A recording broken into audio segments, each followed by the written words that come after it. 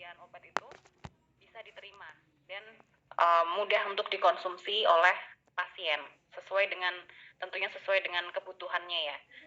Apakah dia untuk misalnya harus lepas atau terdisolusi di mana, misalnya di usus atau di lambung kan. Nah, itu adalah salah satu tugas kita sebagai farmasis dalam hal formulasi. Jadi bagaimana sih kita mendesain suatu sediaan yang acceptable. Jadi tidak hanya manjur, aman, tapi juga harus acceptable. Itu adalah syarat-syarat sediaan farmasi yang berkualitas. Kemudian kita lanjut.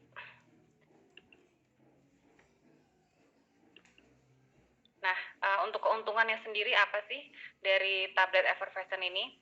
Jadi, keuntungan dari sediaan ini, kenapa ada dibikin sediaan ini secara garis besar, yaitu dosisnya bisa terukur secara tepat, karena ya seperti kita ketahui semua bentuk sediaan memang harus terukur dengan tepat ya dosisnya.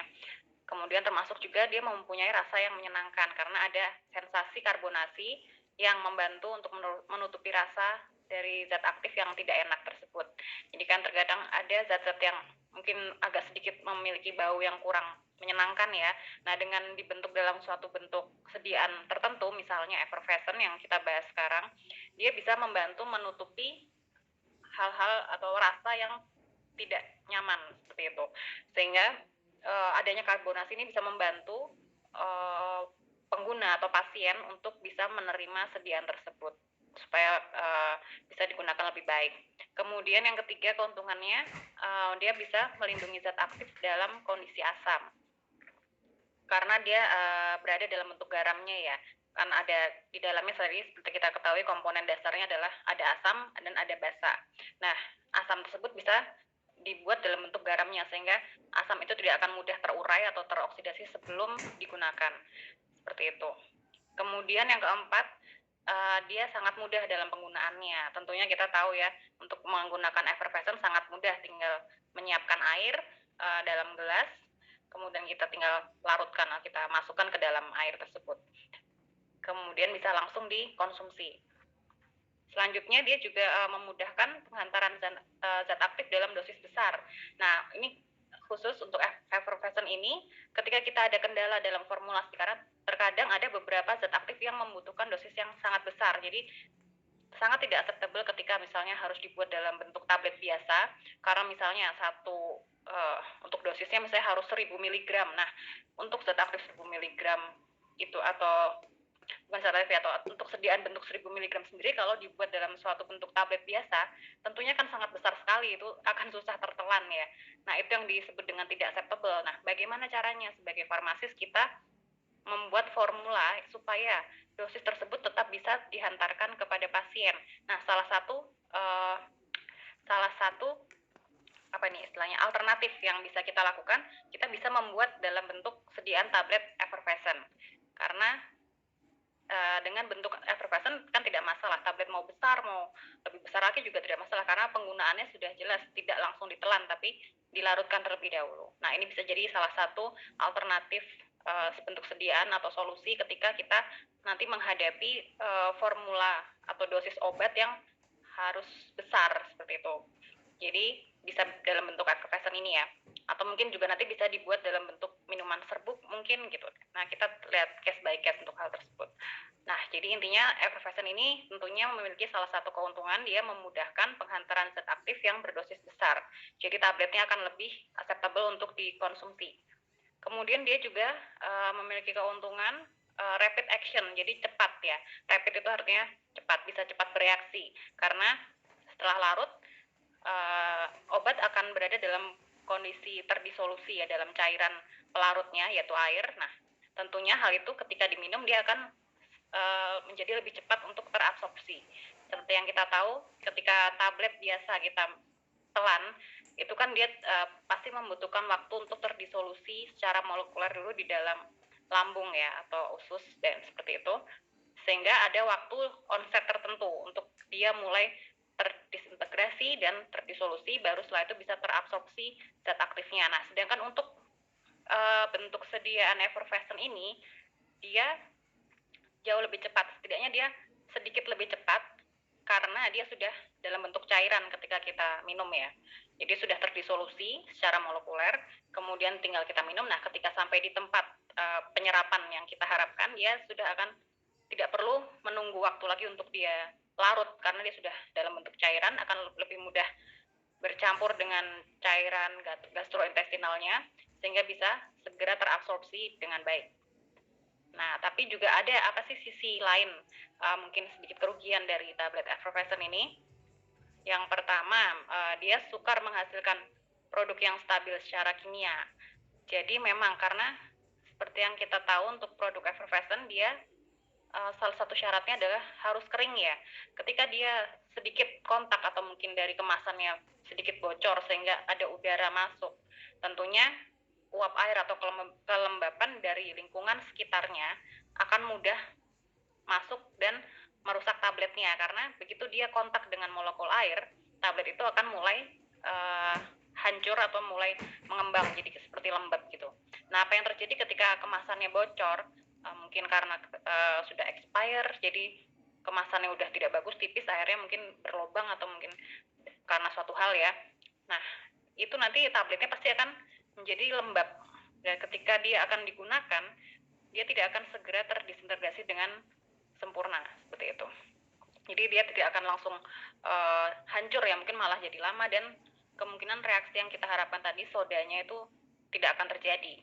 Nah, ini jadi salah satu kerugiannya adalah dia agak susah untuk menghasilkan produk yang stabil secara kimia, karena ada reaksi asam basa juga di situ, di mana tantangan terbesarnya adalah membuat lingkungan produksi yang kering ya. Jadi nanti saat proses formulasinya dan juga saat proses pengemasan dan juga selama proses distribusinya memang harus dijaga kelembapannya. Jadi jangan sampai ketika sudah mungkin ada yang tablet kayak redoxon itu kan dia bentuknya tabung itu kemasan. Jadi ketika pun tidak habis, tutuplah dengan rapat, karena ketika nggak rapat pun dia akan mudah uap air masuk dan tablet-tablet yang di dalamnya menjadi tidak berfungsi sebagaimana mestinya, karena kan uap airnya jadi masuk, jadi mudah lembab dan mungkin malah bisa berjamur dan sebagainya. Kemudian juga yang kedua nih tadi yang sudah dijelaskan juga, kelembapan udara sama pembuatan produk mungkin sudah cukup untuk memulai reaksi effervescent. Jadi ya itu yang kita ketika kelembapannya terlalu tinggi dalam proses produksi, maka dikhawatirkan akan susah terjadi suatu produk yang sesuai dengan kriteria. Jadi nanti ketika dilarutkan dia akan susah menghasilkan gelembung atau visi, karena dia sudah menyerap kelembapan udara terlebih dahulu. Nah, ini berarti harus benar-benar diperhatikan dari faktor kelembapan udara saat proses produksinya. Kemudian juga kerugiannya antara lain ada beberapa zat aktif masih memiliki rasa asli yang tidak bisa tertutupi oleh perisa atau pemanis. Nah, ini terkadang contohnya misalnya zat besi ya. Zat besi itu kan ketika kita konsumsi ada rasa-rasa kurang nyaman ya, untuk beberapa orang kan dia ngerasa seperti rasa besi yang tidak terlalu enak gitu. Nah, ini memang masih menjadi kendala, jadi tidak bisa ditutupi hanya dengan perisa atau pemanis. Kadang rasa pun misalnya diberi flavor, zat effervescent kan biasanya mengandung multivitamin, ada juga zat besi atau zinc. Nah, di situ biasanya zat besi ini dia akan memberikan rasa yang sedikit dominan ya kalau dia banyak kandungannya di situ. Kadang perasa misalnya rasa stroberi atau orange atau coklat dan sebagainya itu masih kurang kuat untuk menutupi rasa atau aroma dari zat besi tersebut. Jadi memang nanti tetap ada sensasi aroma rasa besi-besi sedikit, tapi setidaknya itu akan lebih baik dibanding tidak diberikan perisa ya. Nah, itu salah satu kendalanya sih itu. Jadi tidak bisa benar-benar menutupi rasa yang kuat dari zat aktifnya, baik dengan penambahan perisa ataupun pemanis seperti itu. Kemudian untuk komposisi dasar dari tablet effervescent sendiri ini seperti yang sudah kita tadi sedikit singgung, ada sumber asam, kemudian yang kedua sumber karbon dioksidanya, kemudian atau kita sebut sebagai sumber basa. Jadi di situ nanti akan diharapkan terjadi reaksi asam basa yang menghasilkan karbon dioksida. Kemudian ada zat aktif yang sudah pasti ya kita inginkan untuk kita hantarkan, yang paling utama adalah zat aktif. Kemudian bahan tambahan lain. Nah, bahan tambahan lain itu biasanya ada pengisi, pengikat, dan juga lubrikan. Nah, pengisi ini bisa dari amilum dan sebagainya seperti dalam halnya formulasi tablet pada umumnya ya. Jadi kita sesuaikan nanti dengan sifat-sifat fisikokimia dari zat aktifnya. Begitu juga dengan pengikatnya supaya tablet mampat dan kompak. Kemudian juga ada lubrikan. Lubrikan yang kita tahu lebih berfungsi untuk pada saat formulasi pengempaan ya. Jadi supaya tablet atau sediaan itu atau massa tablet yang sedang dikempa itu tidak menempel atau justru menghasilkan sesuatu massa yang tidak bisa dikempa. Jadi lubrikan itu pelicin, fungsinya adalah pelicin supaya dia tidak menempel di sekitar dari mesin pengempanya seperti itu. Kemudian, nah untuk sumber asam,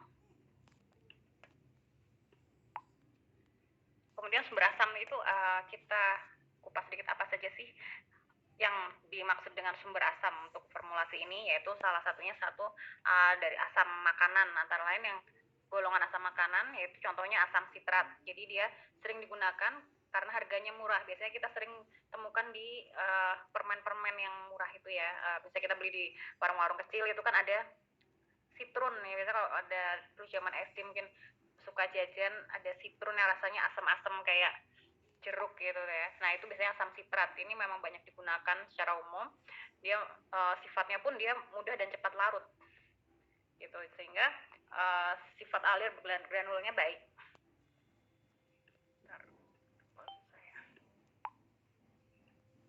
Ya.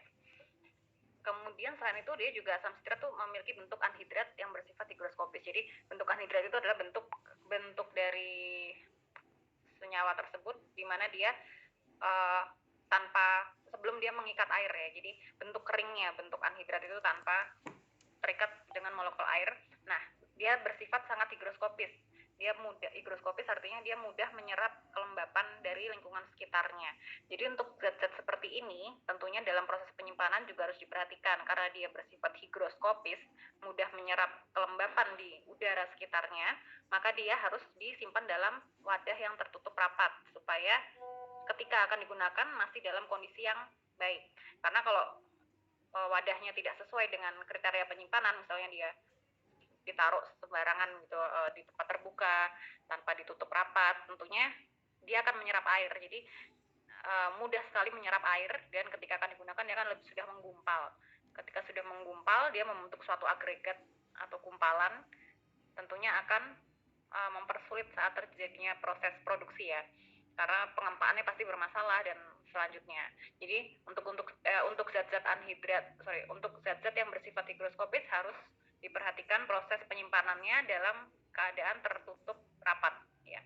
Dalam wadah yang tertutup rapat dan kering. Dipastikan kelembapan udaranya juga dalam gudang penyimpanan juga harus diperhatikan. Jadi tidak boleh di tempat yang sangat lembab karena kadang pun ketika sudah ditutup rapat tapi kelembapannya sangat tinggi kan dia bisa mudah menembus dan sebagainya. Kemudian juga asam makanan contohnya ada asam tartrat. Dia juga sama memiliki kelarutan yang lebih besar, tapi dia memiliki kelarutan yang lebih besar dari asam sitrat. Jadi dia lebih mudah larut air lagi dibanding dengan asam sitrat ya. Kemudian ada juga contohnya selain asam makanan ada asam-asam anhidrat. Jika dilarutkan dalam air akan terjadi suatu hidrolisis yang membebaskan bentuk asamnya. Nah, jadi ini bentuk asam anhidrat itu sebenarnya bentuk yang sebelum dia terikat dengan air. Ketika dia berada dalam lingkungan atau pelarut air, maka reaksi kimia yang terjadi adalah berupa reaksi hidrolisis. Jadi si asam tersebut akan bereaksi dengan H2O atau air, terjadi reaksi hidrolisis sehingga bentuk asam aslinya akan terlepas atau akan dikeluarkan akan terbebas dari bentuk molekul awalnya. Nah, asam di sini inilah sifat yang kita perlukan ya ketika kita akan membuat formulasi dalam bentuk effervescent. Jadi ketika asamnya sudah dalam bentuk asam bebas, dia akan diharapkan akan bereaksi dengan sumber karbon dioksida atau dari sumber basanya. Contohnya suksinat anhidrat. Ini contoh asam anhidrat tadi adalah contohnya asam suksinat anhidrat. Jadi asam-asam yang memang dalam bentuk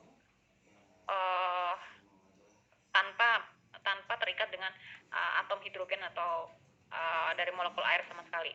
Contohnya suksinat anhidrat.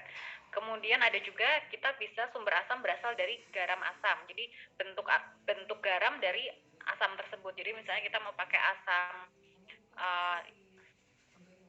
fosfat ya. Nah, kita mengambil bahan baku yang dalam bentuk garamnya. Contohnya hidrogen fosfat, natrium hidrogen fosfat, atau dalam bentuk natrium dihidrogen fosfat maupun sebagainya. Jadi intinya ini dalam bentuk garam. Kenapa biasanya molekul ini bahan baku tuh dibuat dalam bentuk garamnya?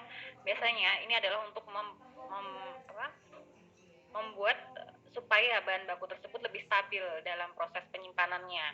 Jadi seperti yang kita tahu kan, ketika dia dalam bentuk aslinya, misalnya bentuk anhidrat, dia tentunya sangat sensitif dengan kondisi lembab ya, jadi mudah menyerap air, jadi benar-benar sedikit harus diperhatikan. Ketika penyimpanannya tidak sempurna, nanti bahan baku tersebut akan mudah berubah bentuk ya, menjadi lembab kan, jadi kumpalan, agregat, dan akhirnya dia sudah bereaksi terlebih dahulu sebelum proses produksi. Nah, makanya ada beberapa supplier yang membuat dalam bentuk garamnya. Contohnya yaitu misalnya dalam bentuk garam natrium hidrogen fosfat, natrium dihidrogen fosfat, dan juga natrium bisulfit. Jadi garam asam dalam larutan dia akan menghasilkan proton dan menghasilkan pH di bawah 7. Jadi pH di bawah 7 tentunya cenderung bersifat asam ya. Kemudian nah, untuk sumber karbon dioksida sendiri apa sih? Dari mana? Sumber karbon dioksidanya itu bisa berasal dari garam-garam karbonat. Garam ini dapat menghasilkan 53% karbon dioksida. Antara lain garam yang sering digunakan adalah natrium bikarbonat. Dengan konsentrasi 0,85% dalam air, maka dia akan memberikan pH sekitar 8,3 contohnya ya. Ini yang paling umum kita gunakan, natrium bikarbonat ini, karena dia akan memberikan efek soda jika dia bereaksi dengan sumber asam. Kemudian juga bisa dengan natrium karbonat. Jadi perbedaannya adalah di ion karbonatnya ya, CO3-nya. Kalau di sini kan Na2CO3, kalau yang karbonat ini berarti NaCO3 saja, NaCO2 ya, NaCO3 sepertinya. Kemudian jadi cuma beda di bilangan ekuivalensi di ion karbonatnya. Satunya bikarbonat berarti 2 bilangan ekuivalensinya, sedangkan karbonat ini berarti hanya 1 ion karbonat. Kemudian dengan konsentrasi 1% dalam air, dia mempunyai pH sekitar 11,5. Jadi cenderung basah karena di atas 7 ya. Jadi untuk pH yang basah kan berarti biasanya dia di atas 7. Sedangkan kalau pH di bawah 7 dia cenderung bersifat asam. 7 adalah pH air ya, kurang lebih air itu kita sebut sebagai netral atau inert, bukan asam bukan basah, pada pH sekitar 7. Sedangkan di atas 7 masuk ke golongan basah, sedangkan di bawah 7 masuk ke asam. Kemudian natrium karbonat ini dia bisa menunjukkan efek stabilisasi di dalam tablet effervescent karena dia yaitu tadi syaratnya juga bisa mengabsorpsi lembab dan mampu mencegah terjadinya permulaan reaksi effervescent. Oh ya, jadi ketika si natrium karbonat ini kita gunakan, bahan-bahan yang tadi, karena sebagian besar bahan-bahan yang digunakan sumber asam, sumber basah, yang kita gunakan dalam formulasi effervescent, biasanya kan dia pasti adalah zat-zat yang mudah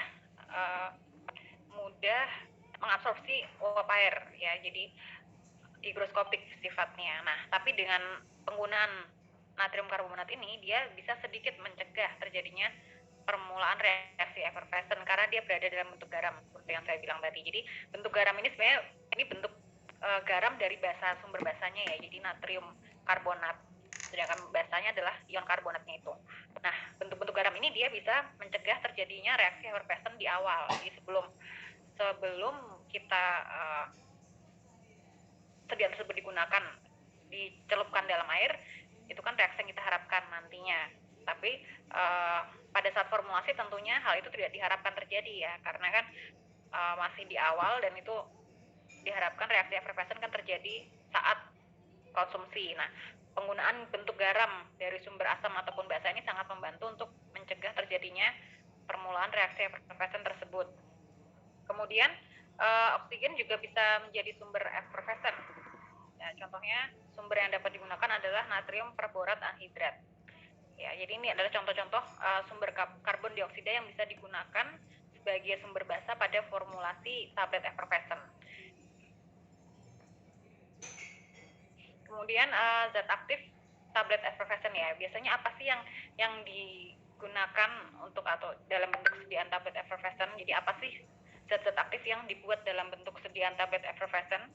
Yaitu biasanya zat aktif yang seperti apa? Yaitu zat aktif yang pertama yang sulit dicerna oleh pencernaan.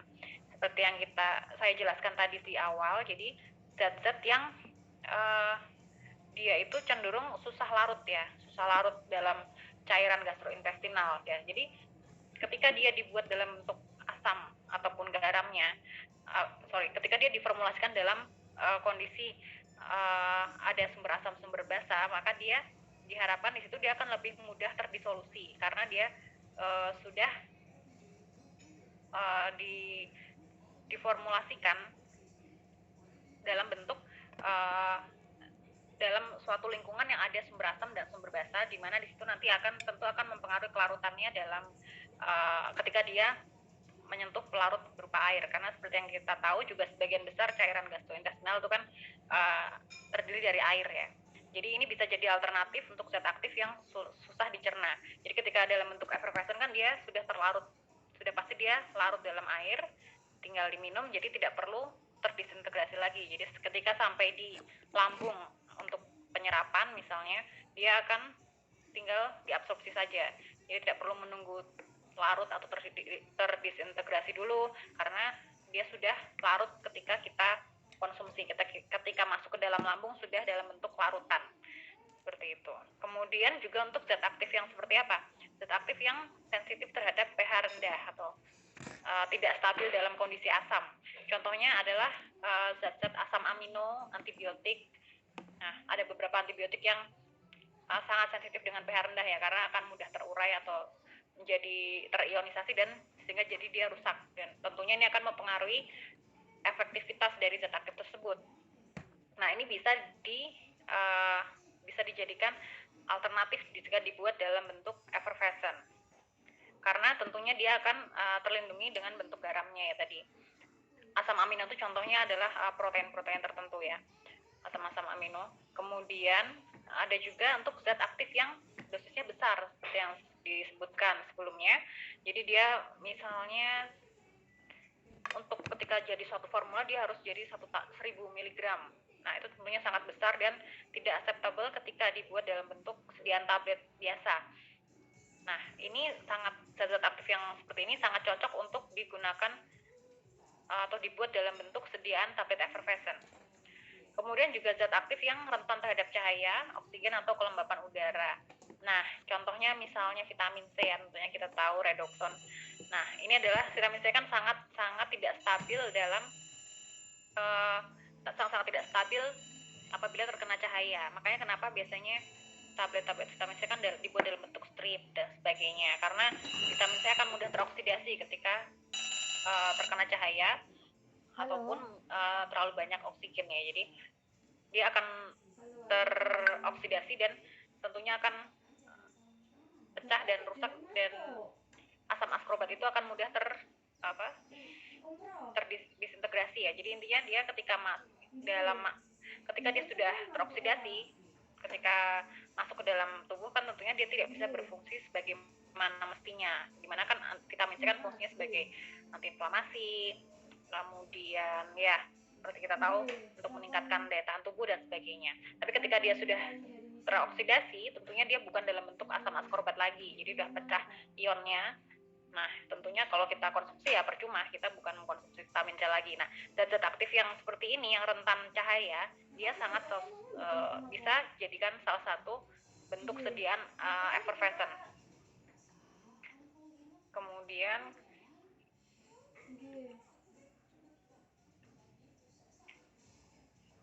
nah, contohnya untuk zat-zat yang zat aktif yang sulit dicerna antara lain kalsium karbonat. Nah, ini biasanya untuk vitamin-vitamin kalsium ya, untuk anti osteoporosis dan sebagainya. Nah, dalam bentuk tablet atau serbuk dia akan mudah menimbulkan gas pada pencernaan. Kemudian juga pada lansia dia akan sukar terdisolusi, jadi susah terlarut dalam cairan gastrointestinal, sehingga akibatnya susah diabsorpsi, sehingga menimbulkan konstipasi. Ya, biasanya ini juga pada zinc dan mineral-mineral atau trace mineral, trace elemen lain itu dia besi, zinc, dia akan susah terdisolusi karena dia sifatnya kan memang tidak larut air. Jadi untuk zat-zat yang susah larut air dari gastrointestinal kan biasanya sebagian besar adalah air.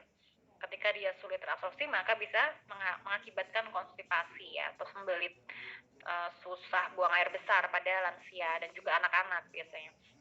Kemudian untuk tablet untuk bentuk effervescent, kenapa dibuat dalam effervescent? Dia akan memperbaiki proses disolusinya seperti yang kita tahu tadi. Tentunya zat aktifnya nanti akan dibuat dalam bentuk garam, sehingga ketika ada reaksi asam basa, dia nanti akan ikut memperbaiki kelarutannya di dalam air tersebut. Jadi ketika sudah masuk ke dalam lambung atau usus, dia sudah dalam bentuk yang terdisolusi, sehingga akan mempermudah proses absorpsi selanjutnya di lambung ataupun di usus halus atau usus 12 jari, tergantung di mana tempat site yang dituju ya, site efek yang dituju. Nah, jadi tadi kan effervescent itu mempermudah proses disolusi, sehingga dia akan mencegah terbentuknya gas berlebih dalam pencernaan, dan juga sehingga ujung-ujungnya dia akan mencegah konstipasi karena dia sudah mudah terabsorpsi gitu ya. Kemudian juga untuk zat yang sensitif terhadap pH, jadi sensitif perubahan pH. Contohnya asam lambung itu kan memang bersifat asam, HCl, asam lambung itu bersifat tentunya sangat asam.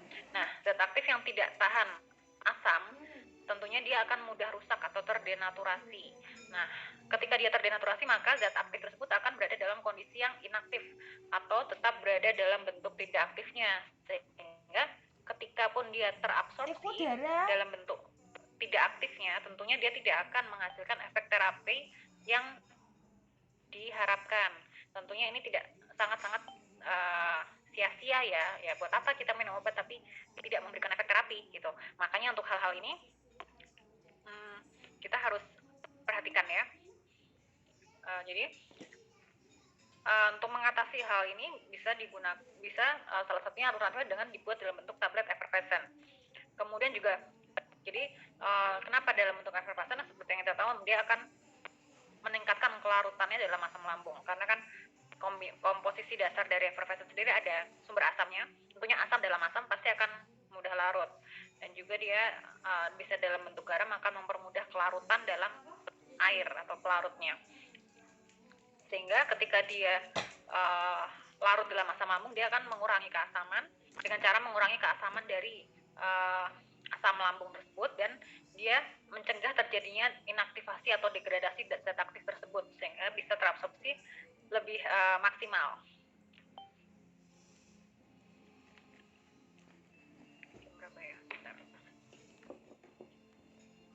Oke. Kemudian untuk zat aktif yang berdosis besar, jadi seperti apa sih? Jadi umumnya tablet effervescent itu kan diameter sekitar 1 inci, 1 inci sekitar 2,5 cm ya, dengan berat kurang lebih 5 gram. Nah, ini dia bisa mengandung zat aktif hingga 2000 mg. Untuk zat aktifnya saja, kita bisa memasukkan zat aktif hingga bobot 2000 mg. Nah, ini akan sangat sesuai untuk penghantaran jenis-jenis zat aktif yang berupa mineral dan trace elemen. Seperti yang sudah saya sebutkan, mineral dan trace elemen contohnya zinc, zat besi, kemudian kalsium. Jadi mineral-mineral yang memang dibutuhkan tubuh tapi tidak bisa kita produksi sendiri di dalam tubuh. Jadi memang harus dimasukkan dari luar, entah dari makanan atau dari suplemen ya. Makanya dari itu biasanya suplemen ketika dia mengandung mineral dan trace elemen, dia biasanya dalam bentuk zat effervescent, karena biasanya dibutuhkan dalam jumlah atau dosis yang cukup besar untuk diformulasikan sebagai tablet biasa. Kemudian zat aktif rentan kelembapan dan lainnya. Jadi untuk zat-zat yang rentan kelembapan bisa diformulasikan dalam bentuk tablet effervescent. Jadi tentunya karena dalam tablet formulasi effervescent ini dia kan mengandung cairan yang cairan atau mengandung air kurang dari 0,5%. Jadi rata-rata sangat sesuai untuk vitamin, karena vitamin rata-rata tidak stabil terhadap kelembapan. Itu kan contoh banyak vitamin yang larut air kan vitamin-vitamin selain vitamin A, D, E, K itu kan sangat larut air ya. Jadi vitamin B, vitamin C, ya vitamin B1, B12, B6 dan sebagainya itu kan sangat-sangat reaktif atau sangat reaktif terhadap sangat larut air. Jadi ketika dia bertemu air dia akan mudah larut. Nah, sedangkan vitamin yang larut lemak mungkin sih akan lebih baik, masih bisa ya digunakan untuk formulasi jenis lain selain effervescent. Tapi untuk vitamin-vitamin selain vitamin A, D, E, dan K yang larut air, dia akan cenderung tidak stabil terhadap kelembapan. Jadi sangat cocok untuk digunakan atau diformulasi dalam bentuk effervescent. Makanya kenapa kita kalau menemukan tablet effervescent biasanya vitamin kebanyakan rasa jeruk identik dengan vitamin C. Karena vitamin C kan sangat-sangat tidak stabil dalam kondisi ruang ya, baik dengan cahaya, oksidasi akibat oksigen maupun juga dengan kelembapan. Kemudian kita lanjut.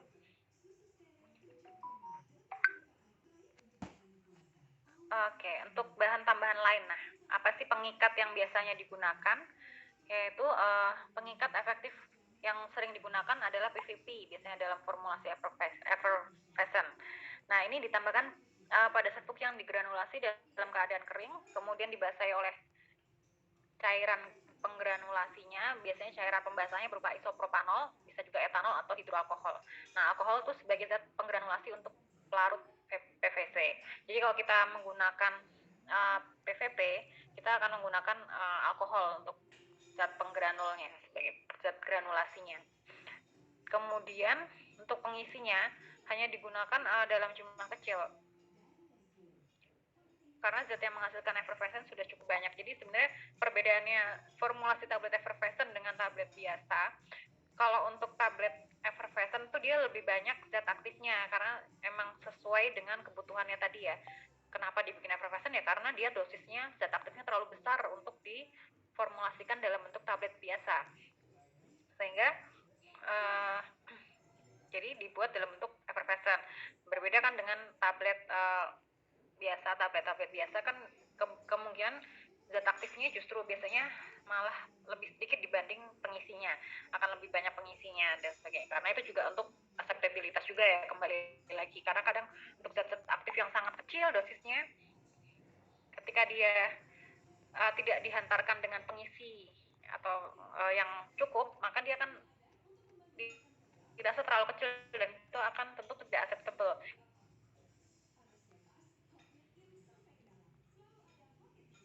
Bisa jadi tidak acceptable karena kan itu pertama mudah ya, intinya ketika sesuatu yang terlalu kecil, kadang orang juga mungkin mudah terkontaminasi juga ya dengan lingkungan sekitarnya gitu. Jadi memang semuanya tuh harus ada optimasinya untuk hal ukuran. Kemudian ya ini contohnya untuk zat pengisi yang digunakan itu juga selain sebagai sumber basa, natrium bikarbonat juga bisa sebagai pengisi ya. Ada juga NaCl, natrium klorida, kemudian natrium sulfat dan juga natrium bikarbonat. Kemudian lubrikan. Nah, dia bersifat larut air, dapat terdispersi dalam air. Contoh untuk lubrikan atau pelicin ya. Jadi lubrikan itu adalah zat pelicin supaya mempermudah saat proses pengempaan.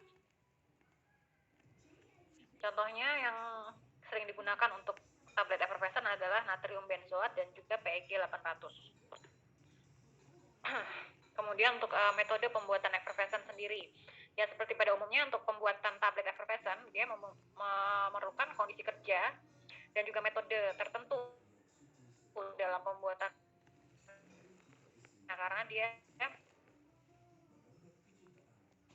terdapat dua bahan yang tidak bisa disatukan. Biasa ada dua hal yang bertolak belakang, tapi ketika mereka bereaksi dia akan menghasilkan suatu reaksi yang menghasilkan atau melepaskan karbon dioksida dan juga bentuk asam aslinya ya, bentuk asam bebasnya.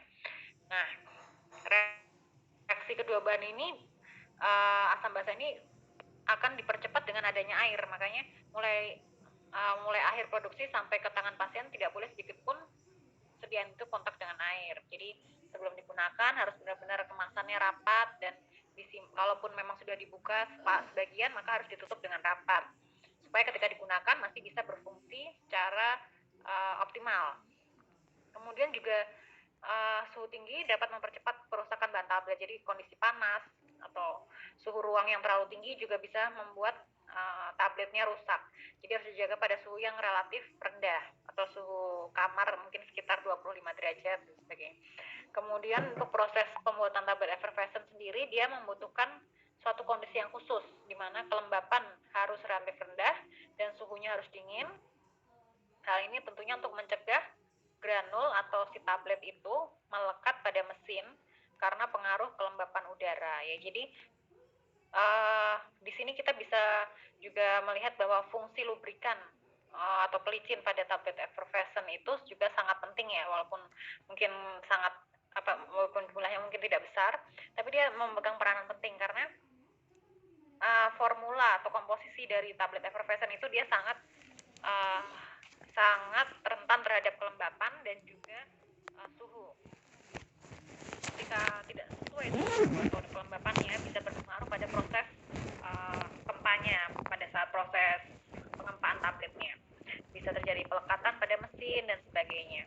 Tentunya ini akan meningkatkan cost produksi juga ya, karena kan akan banyak bahan-bahan yang tertinggal di mesin dan ini akan memberikan kerugian untuk industri tersebut ketika tidak dioptimasi gitu. Jadi semua formula itu emang harus dipikirkan dan dioptimasi dari awal. Kemudian untuk secara garis besar seperti tablet biasa ya, metode pembuatan effervescent sendiri dia ada metode granulasi basah, granulasi kering, dan juga fluidisasi. Nah, untuk granulasi basah sendiri mungkin sudah pernah disampaikan ya untuk yang tahu tablet biasa. Melalui tahapan cara pemanasan, misalnya komponen asapnya dulu yang dipanaskan. Namun proses ini sangat tidak konstan dan sulit dikendalikan sehingga jarang digunakan karena ada beberapa bentuk asam yang memang justru tidak stabil ya, ketika dipanaskan justru terurai dan rusak, terdenaturasi. Nah, jadi biasanya cara pemanasan pada saat granulasi effervescent ini jarang digunakan. Nah, alternatifnya biasanya adalah dengan granulasi dengan cairan reaktif. Nah, cairan reaktif ini apa? Yaitu bahan penggranulasi yang efektif kan adalah air. Nah, ini proses penambahannya menggunakan sedikit air yaitu pada kadar 0,1 sampai 0,5% yang disemprotkan pada campuran formula tersebut sehingga terjadi reaksi yang menghasilkan granul. Jadi tetap diperlukan air ya, tapi dalam jumlah yang memang sedikit dan tidak boleh melebihi dari kadar tersebut karena kalau lebih ya dikhawatirkan maka akan terjadi reaksi karbonasi yang lebih cepat ya, seperti yang dijelaskan di awal tadi.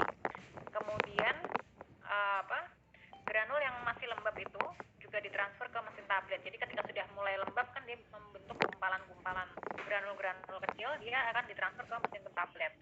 Kemudian dikemas selanjutnya dan masuk ke dalam oven. Nah, kemudian terjadilah proses pengeringan dan menghilangkan kandungan airnya lagi supaya tablet menjadi lebih stabil. Kemudian yang ketiga adalah granulasi dengan cairan yang non-reaktif. Nah, ini bisa menggunakan etanol atau isopropanol. Cairannya ditambahkan perlahan-lahan ke dalam campuran pada mesin pencampur. Kemudian perlu ditambahkan pengikat pengering seperti PVP. Nah, kemudian massa granul akan dimasukkan dalam oven lalu dikeringkan dan dihaluskan lagi baru dicetak atau dikempa ulang. Jadi ada 3 ya, proses granulasi adalah cara pemanasan dengan cairan reaktif ataupun non reaktif. Tapi yang sering dilakukan adalah yang 2 ini ya, cairan reaktif dan non reaktif, karena cara pemanasan ini resikonya cukup rumit dan resikonya cukup besar dan prosesnya rumit karena kan harus menjaga suhu tertentu dan benar-benar harus diperhatikan karena asam sendiri bisa menjadi tidak stabil dalam suhu tinggi. Kemudian metode granulasi kering. Bentar, untuk absennya saya rasa untuk absennya sudah ya, nanti coba saya cek dulu akhir. Oke, ini akan saya post absennya.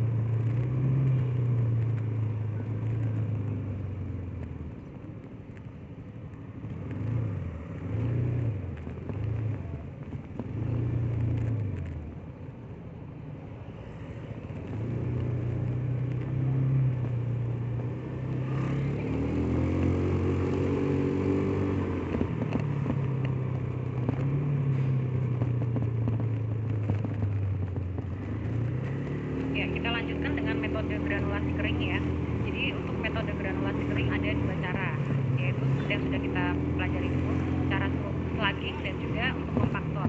Nah, di sini dibuat suatu slug dulu atau bongkahan besar yang menggunakan mesin tablet, kemudian tablet dimasukkan ke dalam mesin granulasi untuk dihaluskan menjadi ukuran yang dikehendaki. Tentunya nih semuanya dalam bentuk komponen yang sudah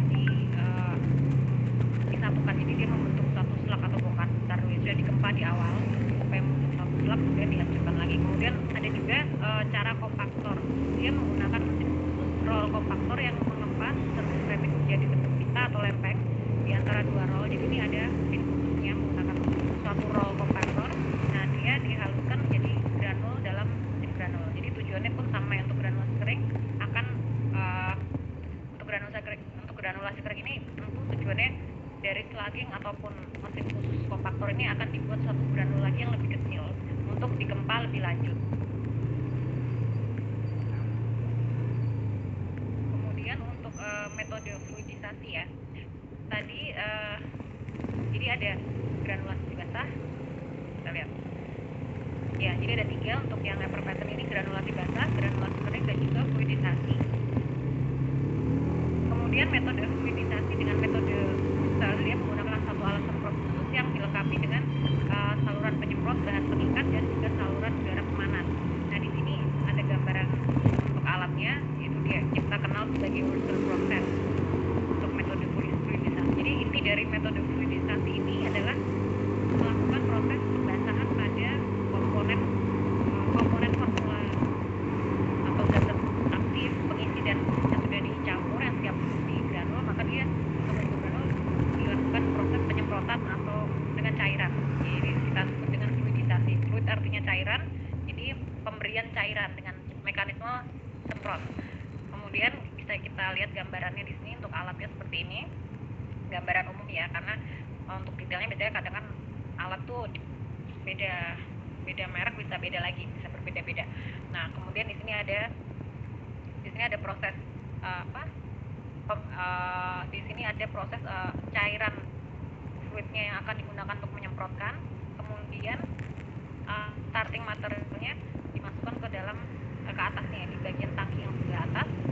Nah, nanti cairan fluidisasinya akan disemprotkan dari bagian bawah. Jadi seperti spray gitu ya, spray akan membasahi starting material yang ada di tangki bagian atas. Kemudian di sini ada ya, bisa dilihat ada spray nozzle-nya pun nanti juga ada diatur dalam diameternya tertentu. Kemudian intinya adalah dari starting material itu akan terbasahi sehingga dia akan membentuk granul-granul yang siap untuk dikempa. Tentunya cairan pembasahnya sendiri dia menggunakan cairan bisa yang reaktif ataupun yang non reaktif seperti yang sudah disebutkan sebelumnya. Nah, kemudian karakteristik komponen tablet effervescent, granul harus memenuhi bersyarat parameter granul yang memiliki ukuran partikel,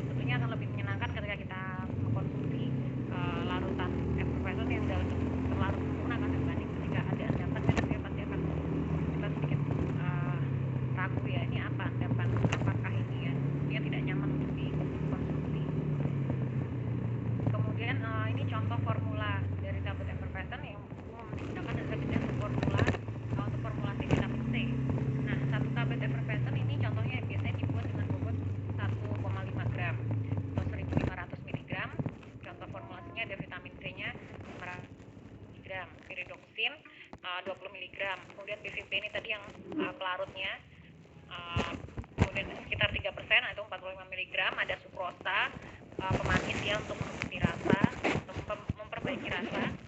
Kemudian juga ada PEG, kemudian ada asam sitrat. Nah, pertanyaannya adalah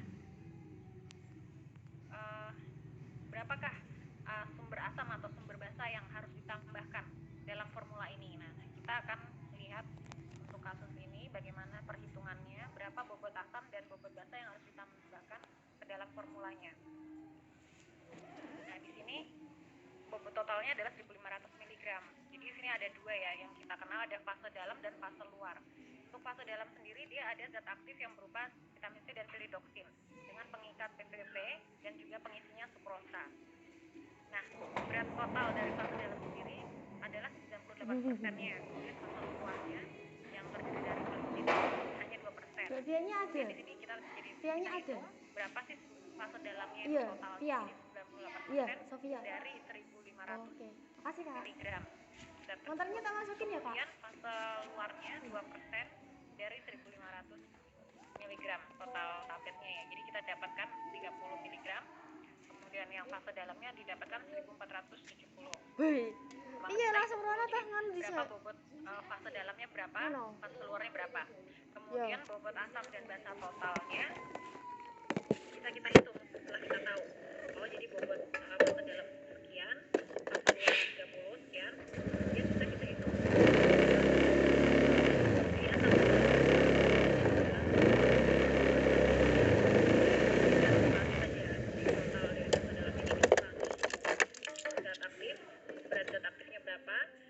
berat pengikatnya dikurangi berat pengisinya, maka akan didapatkan bobot asam dan basa totalnya, yaitu 1400 mg dikurangi berapa tadi kita lihat formula sebelumnya. Sudah ada ya, ada 45 dan juga 30 untuk PVP 45, PEG 30 ya, dan sebagainya. Kemudian ini kita masukkan, jadi kita tahu bobot total dari asam dan basanya yang ada di formula tersebut.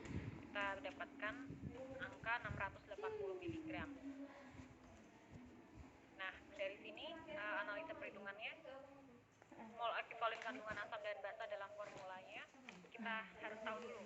Jadi untuk menghitung berapa sih asamnya, berat asam yang ditambahkan berapa miligram, berat basa yang ditambahkan berapa miligram, kita sudah tahu berat totalnya. Berat total asam plus basanya adalah 680 mg. Nah, untuk mengetahui berapa persentase asamnya sendiri berapa, basanya sendiri berapa, maka kita harus menghitung mol ekivalennya. Karena yang kita ketahui kan berat totalnya dan juga info tentang berat molekulnya sudah pasti sudah tahu ya. Untuk penghitungan berat molekul asam sitrat atau bobot molekulnya BM-nya kita lihat di tabel nanti. Rumus asam sitrat nanti bisa dicari berapa, dan kemudian setiap ditambahkan AR-nya masing-masing dari struktur molekul tersebut, maka akan didapatkan berat molekul totalnya ya.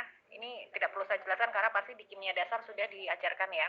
Jadi intinya berat molekul asam monohidrat sudah diketahui 210, bisa dihitung dengan struktur awal molekul dari asam monohidratnya. Oleh gak sih? Tinggal ditambahkan masing-masing unsurnya, AR-nya dari C-nya karbon berapa, hidrogen berapa, oksigen berapa, dan sebagainya. Didapatkan BM-nya sekian. Kemudian bilangan ekivalen. Ini bilangan ekivalen seperti yang saya bahas tadi, dia adalah ionisasinya ya. Jadi kan kalau asam monohidrat itu silakan nanti kalian bisa lihat cari sendiri rumus molekulnya, nanti akan terlihat di situ kalau nggak salah. NaH3. Jadi bentuk garam bentuk basa dari ion sitratnya itu adalah plus 3, minus 3. Nah, berarti bilangan ekuivalennya adalah 3. Nah, dari situ kita sudah ketahui bilangan ekuivalen 3, BM-nya sekian. Jadi bobot ekuivalen bisa kita hitung. Bobot ekuivalennya kita dapatkan dari berat molekul dibagi ekuivalensinya, bilangan ekuivalensinya. Jadi berat molekul sekian dibagi ekuivalensinya, dapatlah bobot ekivalen dari asam sitrat monohidrat. Itu juga dengan asam tartrat, kita harus tahu BM-nya berapa, bisa dihitung, kemudian bilangan ekivalen bisa dilihat rumus struktur kimianya nanti akan kelihatan ionisasinya bilangan ekuivalennya berapa. Nah, kemudian bobot ekuivalennya sama, cara hitungnya adalah dengan BM dibagi ekuivalensinya, nanti akan dapat bobot ekuivalen. Dan terakhir juga untuk natrium bikarbonat ya. Natrium bikarbonat ini BM-nya 84,01, bilangan ekuivalen 1. Nanti bobot ekuivalennya akan diketahui sekian. Nah, jadi dari total itu semua, masing-masing sumber asam dan sumber basanya sudah tahu ya, bobot ekuivalen masing-masingnya berapa. Tinggal kita jumlahkan semuanya. Yang kita ketahui di awal adalah bobot bobot asam plus basanya di awal sudah tahu 680 itu equal dengan bobot ekuivalen gitu. Nah, berapa sih total bobot ekuivalen dari asam plus basa dalam formula itu? Maka kita jumlahkan bobot ekuivalennya dari masing-masing sumber asam dan sumber basanya, yaitu 70,04 ditambah 75,05 kemudian ditambahkan 84,01, maka akan didapatkan sama dengan bobot total dari asam plus basa yang di formula tersebut, yaitu 680 mg. Nah, di sini kita bisa tahu jadi total mol ekuivalennya, jadi tadi bobot ekuivalen itu kita kenal sebagai mol ekuivalen ya. Sama saja mol ekuivalen atau berat molekul ekuivalen. Jadi BM itu kan berat molekulnya. Kalau bilangan ekuivalen ya sesuai dengan rumusnya, struktur itu ionnya berapa. Kemudian kita cari mol ekuivalennya. Jadi di sini tahu setiap asam dan sumber basanya berapa. Kemudian akhirnya didapatkan mol ekuivalennya total dari formula tersebut adalah 229,1, itu setara dengan 680 mg. Jadi kita bisa tahu 1 mol ekuivalen dari campuran asam plus basa itu berapa gitu. 1 mol ekuivalennya itu setara dengan berapa sih gitu. Yaitu sama dengan 2,97. Jadi 1 mol ekuivalen setara dengan 2,97 mg. Kemudian kita kembalikan ke depan. Nah, jadi total bobot asamnya berapa, basa berapa, kita bisa hitung. Nah, untuk asam sitrat monohidratnya itu ada tinggal dikali ya. Tadi kan asam sitrat monohidrat kan molnya sebentar. Ya, mol ekuivalennya sekian. Asam sitrat monohidrat kan sudah tahu ya, mol ekuivalen dapat dari BM dibagi bilangan mol ekuivalennya dikali kesetaraan tadi 1 mol kan setara dengan sekian, padahal dia punya 70,04 mol ekuivalen, padahal 1 mol ekuivalen sama dengan 2,97 mg. Jadi tinggal dikali saja bobot asam sitrat monohidrat yang diperlukan, tinggal dikali mol ekuivalen dikali kesetaraannya tadi dikali 2,97 didapatkan 208 mg. Nah, 208 mg asam sitrat monohidrat yang harus ditambahkan ke dalam formula. Kemudian juga ada asam tartrat, sama kita lihat tadi mol ekuivalennya 75,05 dikali kesetaraan mol ekuivalennya 2,97 sama dengan 222,9 mg. Kemudian juga sama natrium bikarbonatnya 84,01 dikali 2,97 sama dengan 249,5 mg. Kemudian untuk analisa formulasinya seperti apa? Nah, tadi kita sudah bisa menghitung berapa sih asam basa yang harus ditambahkan ke dalam formula, contoh formula yang sudah kita bahas tadi. Cara perhitungannya kurang lebih seperti itu. Kemudian untuk analisanya seperti apa sih? Nah, untuk analisanya sendiri bobot tablet yang dipilih itu kan 1.500. Bobot tersebut adalah bobot yang ideal ya. Jadi effervescent juga sebaiknya jangan terlalu kecil. Kalau di bawah 1.500 biasanya mungkin ada opsi lain bisa dibuat bentuk sediaan yang lain gitu. Karena buat apa susah-susah membuat dalam bentuk effervescent ketika dia bisa di tablet biasa seperti itu. Jadi bentuk ukuran 1.500 mg itu termasuk yang rata-rata untuk bobot effervescent. Kemudian untuk dosis asam askorbatnya kan 500 mg. Asam askorbat itu vitamin C ya. Kemudian dosisnya 500 mg per hari. Nah, karena dosis tersebut dapat digunakan untuk pengobatan sariawan akibat defisiensi. Jadi biasanya fungsinya effervescent adalah untuk vitamin ya, vitamin daya tahan tubuh, untuk sariawan, defisiensi vitamin dan sebagainya. Jadi tadi kenapa digunakan 500 miligram vitamin C-nya karena itu sesuai dengan Dia mulai awal Kak. dosis harian ya per hari untuk vitamin C. Jadi cukup dikonsumsi 1 kali sehari ya ketika dia dibuat dalam effervescent ya.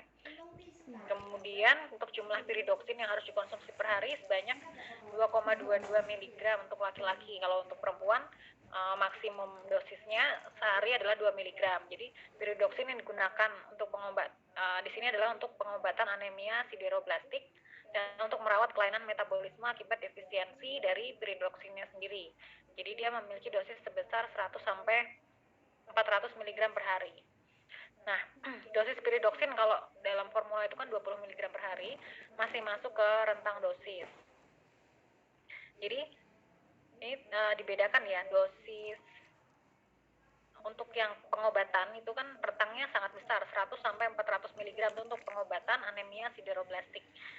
Jadi dibutuhkan dosis 100 sampai 400 mg piridoksin. Tapi kalau untuk kebutuhan atau kayak angka kelayakan gizinya, setidaknya sehari itu kita harus mengkonsumsi piridoksin sebanyak 2,2 mg untuk laki-laki dan 2 mg untuk perempuan. Nah, untuk dosis piridoksin dalam formula ini kan sekitar 20 mg per hari. Nah, ini masih masuk ya untuk rentang dosis yang dapat digunakan untuk profilaksis dan defisiensi piridoksin. Juga untuk memenuhi bobot tablet effervescent sebesar 1.500 mg. Jadi ini selain untuk bisa untuk profilaksis dan defisiensi piridoksin, jumlah piridoksin yang ditambahkan 20 mg itu dia juga untuk mengejar pemenuhan bobot tablet dari effervescent itu sendiri supaya mencapai 1.500 mg. Karena seperti saya bilang kalau di bawah 1.500 itu biasanya kurang acceptable ya untuk effervescent karena mungkin terlalu kecil lah. Kalau terlalu kecil biasanya kan orang relatif melarutkan rata-rata dalam 200 ml air. Kalau tabletnya terlalu kecil kan berarti kemungkinan dari sisi rasa pun nanti juga akan kurang acceptable ya, karena kan mungkin airnya jadi terlalu banyak untuk ukuran tablet yang kecil. Sebenarnya bisa dioptimasi dengan penambahan pemanis atau perasa, tapi ya untuk apa ketika memang dosisnya tidak besar dan bisa diformulasikan dalam bentuk yang lain, kenapa harus dengan effervescent? Jadi makanya untuk effervescent ini setidaknya untuk zat aktif yang memerlukan dosis besar. Jadi sesuai ya untuk usaha produksinya, karena dia kan juga banyak hal yang harus diperhatikan, terutama dalam sisi kelembapan dan juga suhu. Gitu. Jadi ini di sini piridoksin kenapa dipilih 20 mg juga supaya bisa mengajukan untuk klaim profilaksis dan defisiensi piridoksin, selain itu juga untuk memenuhi bobot tablet effervescent.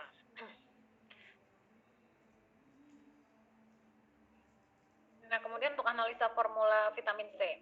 Nah, pengikat yang digunakan, kita lanjut ya tadi, pengikat yang digunakan itu adalah PVP. Kenapa ya? Karena dia harus bersifat larut air.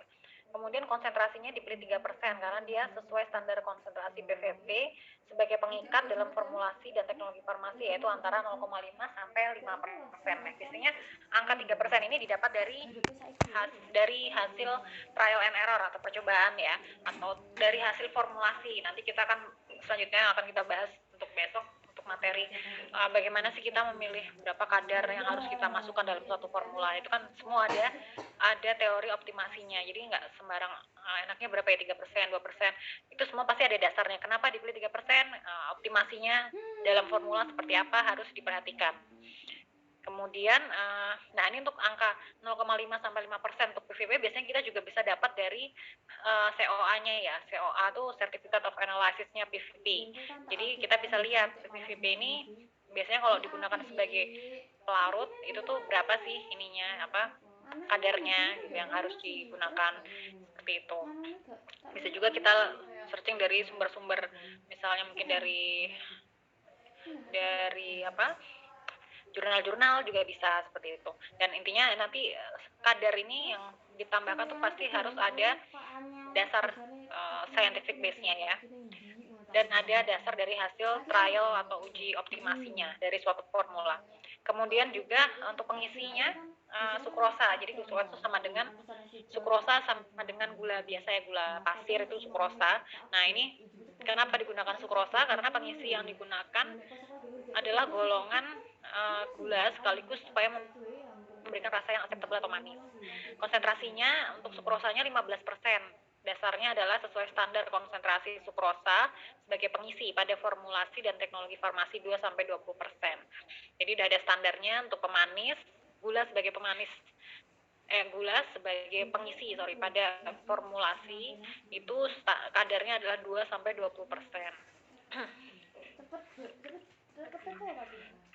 Kemudian juga asam yang digunakan adalah kombinasi antara asam sitrat monohidrat dan asam tartrat, karena dengan kombinasi akan diperoleh tablet effervescent yang baik, yaitu asam sitrat monohidrat tunggal menghasilkan granul yang lengket dan lunak sehingga tidak dapat dikempa. Sedangkan bila digunakan bentuk tunggalnya, dia akan menghasilkan effervescent yang keras dan retak-retak. Nah, jadi udah jelas kenapa digunakan kombinasi, supaya tabletnya itu mudah untuk dikempa ya, dan tidak retak. Kemudian basa yang digunakan natrium bikarbonat. Jadi natrium bikarbonat ini berfungsi sebagai sumber basanya. Nah, basa tersebut umum digunakan dalam kombinasi dengan asam tartrat. Sudah sering digunakan. Kemudian lubrikan atau pelicinnya yang digunakan harus larut air. Yang dipilih di sini adalah PEG 8000. Kemudian untuk metode pembuatan yang dipilih yaitu granulasi kering. Nah, kenapa? Karena zat aktif merupakan vitamin yang tidak tahan panas. Ya kan, vitamin C tentunya sangat tidak tahan suhu panas, tidak tahan cahaya, tidak tahan oksigen tinggi. Jadi tidak diperlukan proses pengering. Dengan granulasi kering maka tidak perlu melalui suatu proses pengeringan dengan panas gitu. Jadi diharapkan zat aktifnya bisa aman ya, tidak rusak akibat suhu tinggi. Kemudian untuk metode granulasi kering ini zat aktif dan eksipien nanti masing-masing dihaluskan dalam tempat yang terpisah. Kemudian teknisnya dicampur jadi satu, kemudian diaduk hingga homogen. Kemudian massa serbuknya dikempa atau diselaging ya. Kemudian dihancurkan hingga derajat kehalusan tertentu nanti dengan proses pengayakan, kemudian pada ukuran mes tertentu, dan juga dilakukan uji aliran granul yang diperoleh. Jadi granul yang akan digunakan juga harus dicek kualitasnya, berapa sih ukuran yang bisa digunakan yang optimal, maka nanti akan dilihat dari hasil uji alir granulnya. Sifat alirnya harus baik. Kemudian aliran yang diperoleh itu harus sebesar 100 gram per detik. Nah, jika tidak diperoleh aliran sebesar itu, maka harus dilakukan slugging kembali sehingga diperoleh aliran yang dikehendaki. Nah, biasanya sifat alir granul ini semakin kecil ukuran granul, dia akan memperbaiki sifat alir, semakin mudah mengalir ya ketika masuk ke dalam mesin pengempa. Nah, di sini kan standarnya sekitar 10 gram per detik. Tapi ketika dia kurang baik sifat alirnya, maka bisa solusinya adalah dengan slugging ulang atau dihancurkan lagi sehingga diperoleh granul yang dengan ukuran yang lebih kecil lagi, kemudian diayak. Nah, granul-granul yang sudah seragam itu kemudian dicek lagi sifat alirnya. Kalau udah sesuai 10 gram per detik berarti bisa digunakan untuk proses kempa selanjutnya, proses pengempaan ya. Nah, kemudian juga untuk penambahan lubrikan ini, granul yang sudah siap dikempa menjadi tablet ditambahkan ketika granulnya sudah siap dikempa menjadi tablet dengan bobot 1,5 gram. Jadi seperti yang saya sebutkan, jadi penambahan lubrikan atau pelicin ini dilakukan di akhir sebelum granulnya dikempa, karena fungsinya supaya granulnya itu tidak menempel di dalam mesin pengempa. Kemudian untuk kontrol kualitas tablet effervescent, tindakan apa saja sih yang diperlukan untuk kontrol kualitas effervescent? Di sini ada dua hal yang harus kita perhatikan kontrol kualitas effervescent, yaitu yang pertama adalah dievaluasi granulnya, kemudian yang kedua dievaluasi tabletnya. Jadi untuk kontrol kualitas seperti bentuk sediaan tablet ya pada umumnya, tidak hanya pada sediaan tablet jadi akhir, tapi juga ketika dia masih dalam bentuk granulnya harus dievaluasi.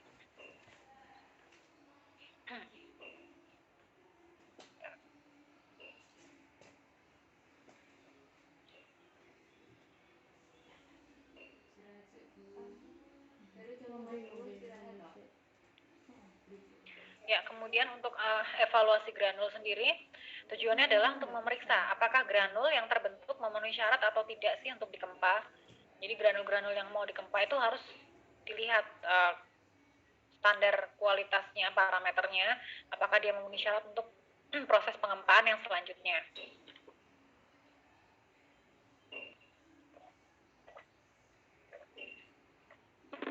Kemudian untuk prosedur sendiri yaitu gimana mengevaluasi granul, yaitu satu, kandungan air, kandungan airnya ya, kandungan air granulnya itu hanya untuk granul pada proses granulasi basah, tapi kita bisa lihat kandungan air dari granul tersebut. Kalau menggunakan granulasi kering tidak perlu dilakukan analisa kandungan air pada granul. Jadi untuk yang kandungan air pada granulasi basah itu dilakukan dengan menggunakan 5 gram granul yang diratakan pada piring logam, kemudian dimasukkan ke alat moisture balance. Nanti dia adalah alat untuk mengukur kelembapan dari granul. Kemudian diatur panas yang digunakan sekitar 70 derajat, lalu didiamkan beberapa waktu sampai diperoleh angka yang tetap dalam bentuk persen. Kemudian piring logam dipanaskan hingga bobot tetap sebelum digunakan. Kemudian yang kedua, kecepatan alirannya. Nah, ini menggunakan flow tester. Tadi seperti yang sudah kita bahas, sifat alir dari granul itu, kecepatan alirnya harus memenuhi standar. Kenapa? Karena nanti akan mempengaruhi pada saat proses pengempaan. Sehingga keseragaman bobotnya setelah pengempaan juga bisa tercapai. Jadi granul yang tidak memenuhi standar kecepatan alir ketika masuk ke mesin rotary pengempa, nanti dia akan menghasilkan tablet-tablet yang tidak seragam bobotnya, karena kan tidak mengalir seperti seharusnya gitu. Ada yang sedikit, besar, ada yang kecil, seperti itu. Akan menghasilkan tablet dengan keseragaman bobot yang rendah kalau kecepatan alir dari granulnya tidak diperhatikan. Jadi pentingnya dari evaluasi granul ini adalah supaya nanti tercapai bobot tablet yang seragam. Kemudian teknisnya adalah granulnya masuk ke dalam suatu alat bentuknya seperti corong, namanya flow tester ya. Kemudian alatnya dijalankan dan kemudian dicatat waktu yang diperlukan oleh massa granul itu untuk lewat corong itu berapa gram gitu. Nah, ini dinyatakan dalam satuan gram per detik. Jadi dalam 1 detik ada berapa gram granul yang bisa lewat. Nah, kecepatan aliran yang ideal itu adalah 10 gram per detik.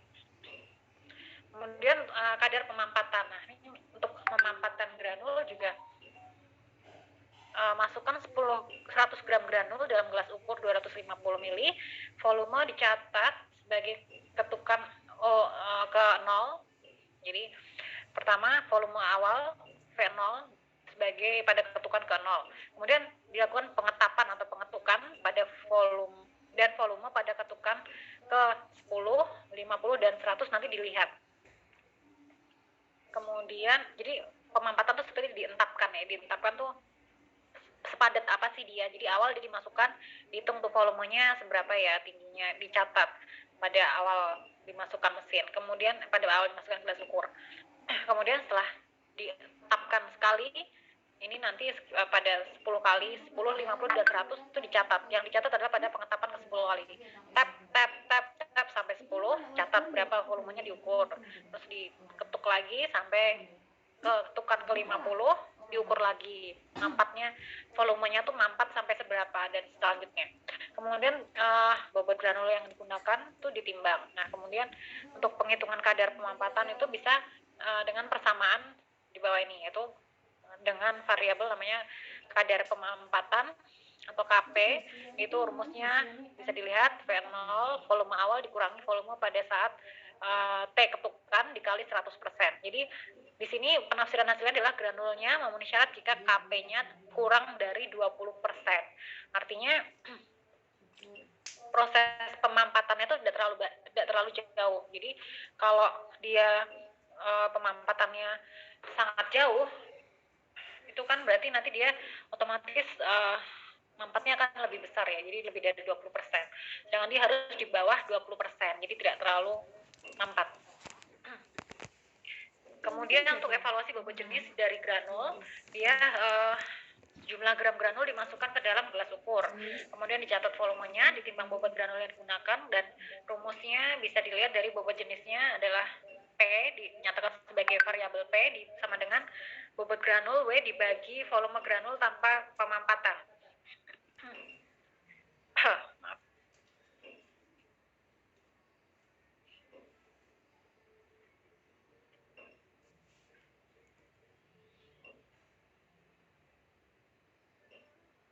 Kemudian untuk bobot jenis, kita lanjut ya, maaf, bobot jenis mampat. Nah, ini sejumlah gram granul dimasukkan ke dalam gelas ukur pada alat dengan menggunakan corong panjang, kemudian dicatat volumenya. Nah, gelas ukur diketuk-ketuk sebanyak 10 dan 500, kemudian dicatat.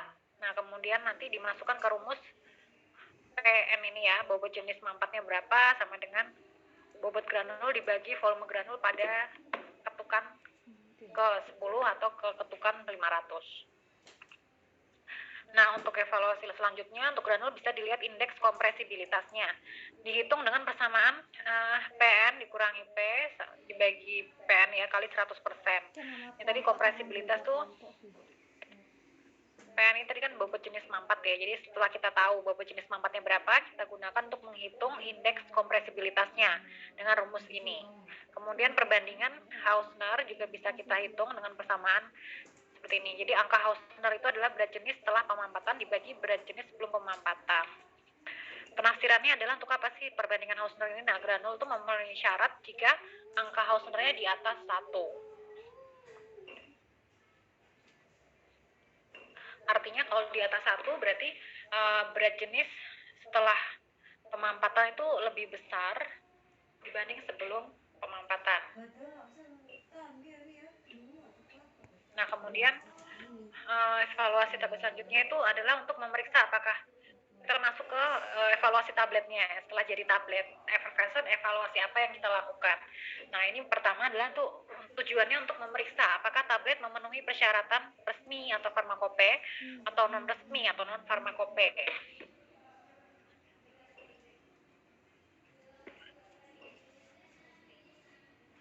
Kemudian prosedur evaluasinya meliputi organolep. Yang pertama adalah organoleptis, yaitu untuk pemeriksaan penampilan itu secara visual ya. Organoleptis itu organ, kita menggunakan panca indera.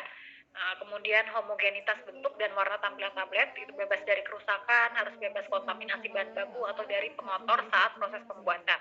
Setidaknya ketika dilihat itu dia homogen, kemudian tidak gripis atau bebas dari kerusakan tuh tabletnya utuh, tidak retak, tidak rusak, tidak gripis, itu maksudnya ujung-ujungnya halus seperti itu. Kemudian juga tidak, dan juga bebas dari kontaminasi bahan lain, misalnya ada titik hitam atau yang tidak seharusnya dari situ. Jadi intinya secara visual harus masuk kriteria. Jadi tablet dalam kondisi baik. Kemudian untuk keseragaman ukuran tabletnya bisa diambil dengan metode pengukuran keseragaman tablet pada umumnya ya, dari sampling 20 tablet diambil acak setiap batch, kemudian tablet diukur diameternya, tebalnya dengan jangka sorong. Nah, tidak boleh lebih dari 3 kali dan tidak kurang dari 4/3 tebal tablet standarnya. Kemudian untuk evaluasinya selanjutnya adalah keseragaman bobot juga seperti tablet pada umumnya. Ini sudah bisa ini sudah pernah dijelaskan. Kemudian untuk kekerasan tablet juga harus dievaluasi. Sampelnya juga rata-rata diambil 20 tablet, diukur kekerasannya dengan tekanan. Ya, kekerasan yang ideal adalah 10 kg per cm persegi. Kemudian friabilitasnya atau kerapuhan. Jadi kerapuhan tabletnya, 20 tablet dibersihkan dari debu, kemudian ditimbang. Nah, kita bisa tahu indeks friabilitasnya atau F dengan rumus berikut. Berat awalnya dikurangi berat setelah dibersihkan dari debu, dibagi berat awal dikali 100%. Kemudian untuk fleksibilitas satu adalah, jadi friabilitas itu lebih ke kerapuhannya, sedangkan fleksibilitas itu ya sebenarnya mirip, tapi friksi itu gesekan ya, seperti gesekan itu friksi, sedangkan friabilitas tanpa dilakukan gesekan harusnya dia ada partikel nggak yang lepas gitu perbedaannya. Sedangkan kalau untuk fleksibilitas sendiri tuh dia harus dimasukkan ke dalam satu alat yang dia menguji ketika tablet itu saling berbenturan satu sama lain, dia berapa koefisien fleksibilitasnya gitu. Semakin besar berarti kan dia semakin rapuh. Jadi sebenarnya dua parameter ini untuk mengukur kerapuhan ya, friabilitas dan fleksibilitas. Untuk mengukur kerapuhan, bedanya kalau friabilitas itu dia lebih ke kondisi awal si tablet itu tanpa penambahan daya dari luar tuh dia serapuh apa seperti itu. Sedangkan kalau fleksibilitas dia memang diberi perlakuan dengan cara dimasukkan ke dalam suatu alat fleksibilator, diputar, dibuat dia berbenturan satu dengan yang lain. Nah, kemudian diukur indeks fleksibilitasnya berapa persen seperti itu. Kemudian untuk keseragaman kadar zat aktif, nah ini juga paling penting. Jadi zat aktifnya tentunya harus masuk ke standar range yang diharapkan ya. Jadi 20 tablet seperti pada penetapan kadar tablet, keseragaman tablet pada umumnya. Jadi 20 tablet ditetapkan kadarnya sesuai monografi, kemudian hanya satu dari tablet yang kadarnya di luar rentang kadar 85 sampai 115%. Kemudian uji disolusi juga dilakukan. Ini tentunya sudah pernah dibahas juga, silakan nanti dibaca.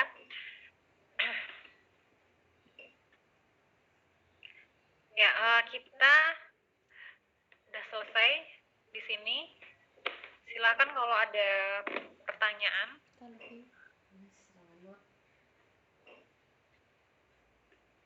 Sebentar. Jadi tadi sudah cukup jelas ya untuk evaluasi tabletnya. Dari evaluasi tablet itu sebenarnya sama seperti mirip dengan evaluasi tablet biasa.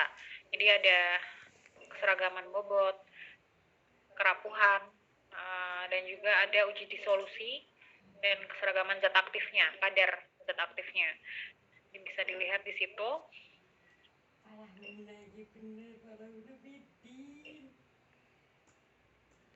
Nah, silakan kalau mau ada pertanyaan boleh diketik lewat chat di ini ya, di Zoom ini.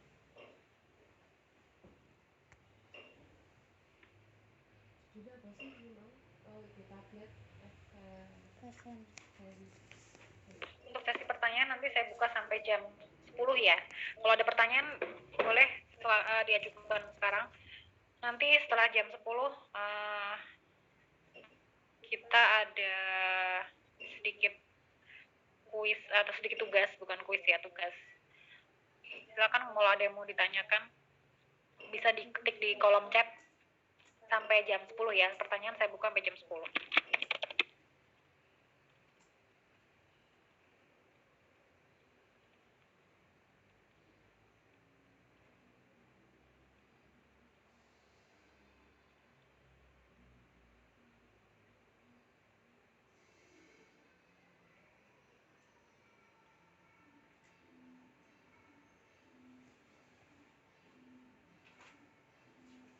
Ya, kita break sebentar. Silakan kalau ada yang mau bertanya boleh langsung diketik di kolom chat.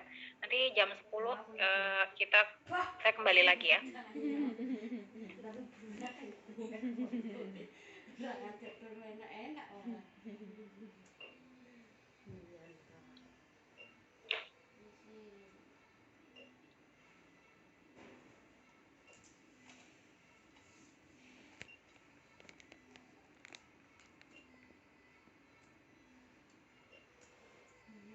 Ya iki 2022. Masa adik kelasku Bibi. Masa yuk untuk adik kelas MTS ya. Tak apa sih. Itu. Muncul tuh kok. Ya falah guna. Ini gak asik sih. Namanya tuh.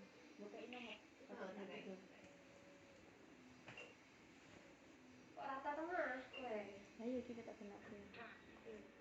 Ora barang ningan kok. Iya.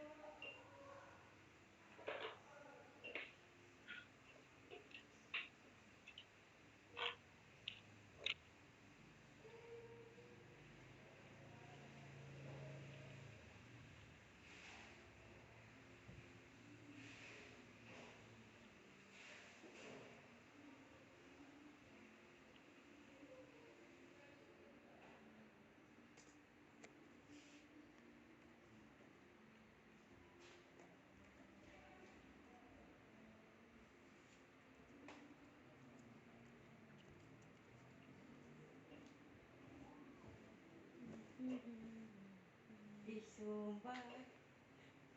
Lah, Makanya dek kok ngomong kayak kenal iki terus dek kayak ibu tuh jenengan. Mesti kok kayak langsung kenal ya dek ngomong. Ternyata enggak salah aja kita gua saya dengan ya selesai. bu.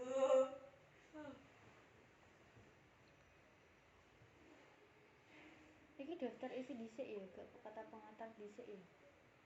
Jangan itu.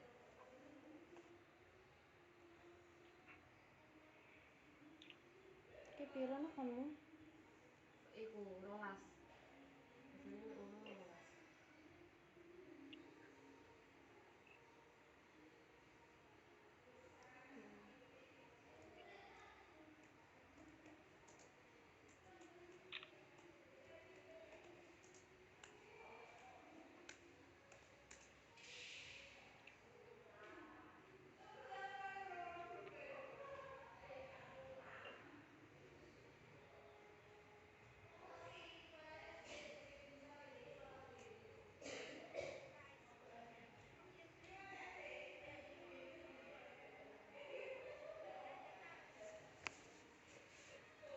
Kono tesi wanjay. Nek padane Nek kudungan tekan guri ya dek. iki kancane sampean. Heeh. Ada ngono. Heeh.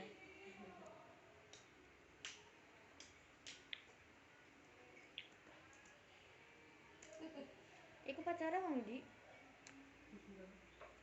Wong ki nek Mau tak kawan nih aku sakit kalau tiga api.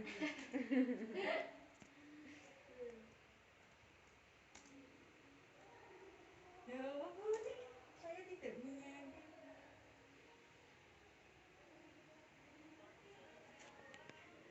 Sofia aku sayang cak.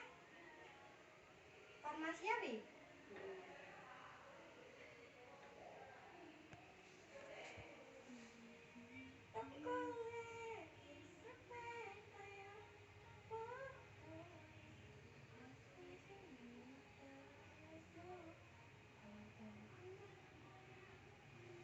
iki ben takon no. Kenapa? Oke, lanjut ta. Tablet iku iso dilarutke mbek air panas saja. Iku marai manfaat apa bisa tetep ana manfaat tetap malah berbahaya. Oke cepet. Tapi biasanya nek seneng itu gue air patis gak sih malah rata-rata. Gak melarutke. Agak perkara larutnya sih. Maksudnya itu nek dekok banyu sampai panas sampai atas sih tetap larut. Iya sih. Tapi rata-rata biasanya kan kak bapak-bapak kayak ibu ngono ngombe CBR mesti ini kan banyu es kan. Coba ah. Gak apa-apa bi gitu.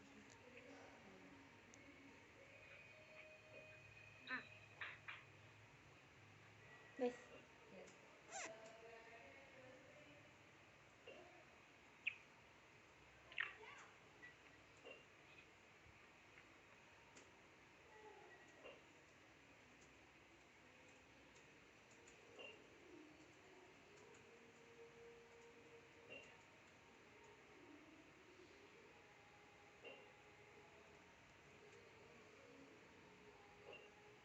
Akhirnya aku mbak isi unsur kue bi aku sih nih.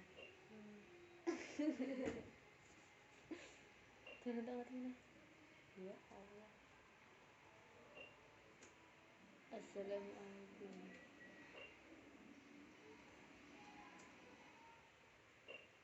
Spoken language. Kita ini taruh orang Indonesia. Ya bisa.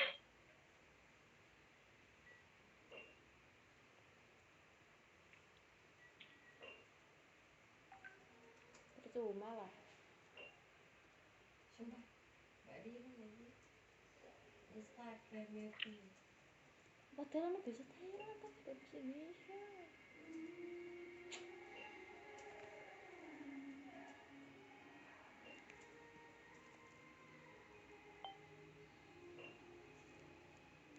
Benar. Bisa.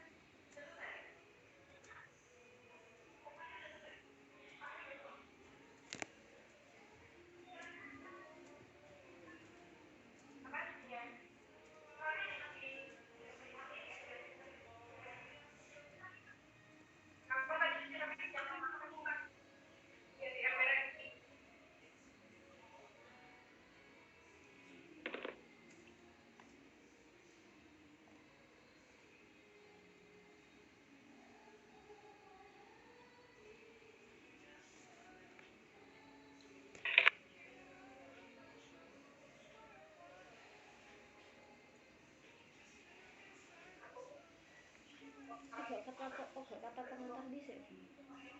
Sik, coba coba.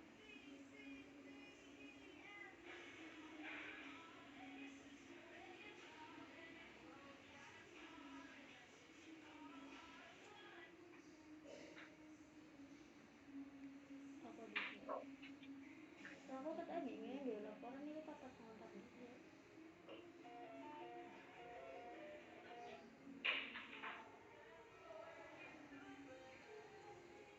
Bagus, aku sudah bertanya. Nah, sing takon nomor piro? Masih loro.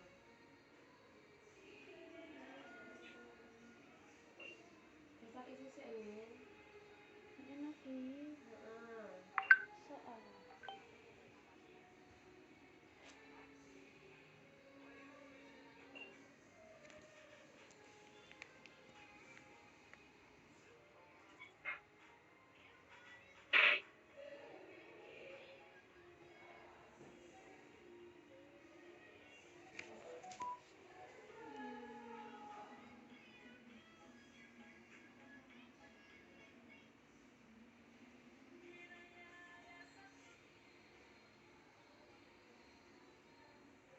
Alah gampang lah. Untuk gak ditambahi duit. Engkau cintaku salam.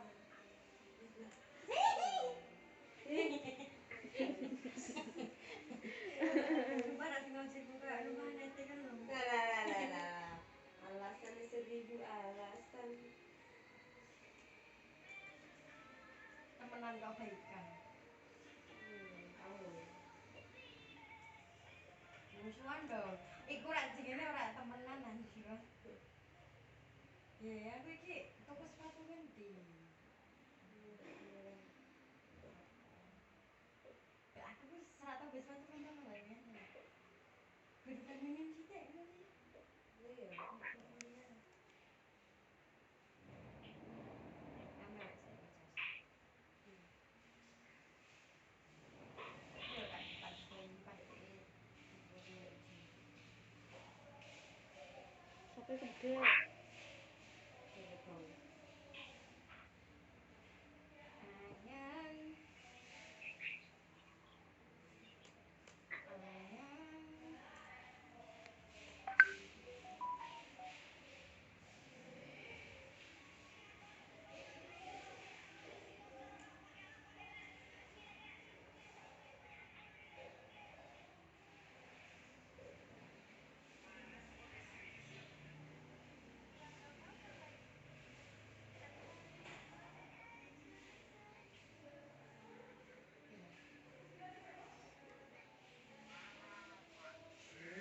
Ini on kok.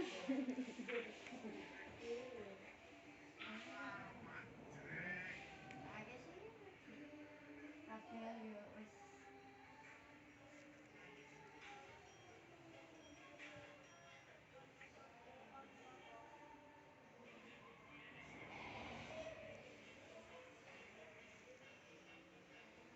Ewi, itu teko tahine. Sakit ayam.